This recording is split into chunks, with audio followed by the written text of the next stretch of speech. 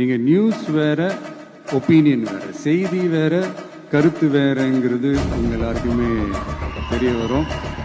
இப்போல்லாம் பார்த்தீங்கன்னா நிறைய இந்த மெயின் ஸ்ட்ரீம் மீடியாவுக்கு ஈக்குவலாக நிறைய இந்த சோஷியல் மீடியா சேனல்ஸ்லாம் இந்த நல்லது கெட்டது இந்த ஒப்பீனியன்லாம் கிரியேட் பண்ணுறாங்கல்ல, அதெல்லாம் நீங்கள் பார்த்தீங்கன்னா ரொம்ப ஈஸியாக ஒரு நல்லதை கெட்டதாகவும் கெட்டதும் நல்லதாகவும் நல்லவங்களை கெட்டவங்க மாதிரியும் கெட்டவங்களை நல்லவங்க மாதிரி இந்த மாதிரி புரணி பேசி ப்ரொஜெக்ட் பண்ணுறதெல்லாம் இந்த மீடியா சோஷியல் மீடியாலலாம் நம்ம பார்க்குறோம் இல்லையா. நீங்கள் எல்லாமே பாருங்கள், நீங்கள் எல்லாமே படிங்க, பட் எது உண்மை பொய்ன்னு மட்டும் அனலைஸ் பண்ண மட்டும் கற்றுக்கோங்க.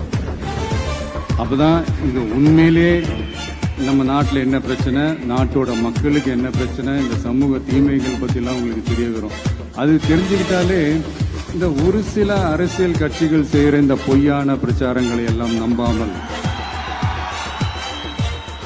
எது கரெக்டு, எது தப்பு, எது உண்மை பொய்ன்னு இது அனலைஸ் பண்ணி பார்த்துட்டு நல்ல தலைவர்களை தேர்ந்தெடுக்கக்கூடிய ஒரு விசாலமான ஒரு உலக பார்வை உங்களால் வளர்த்துக்க முடியும்.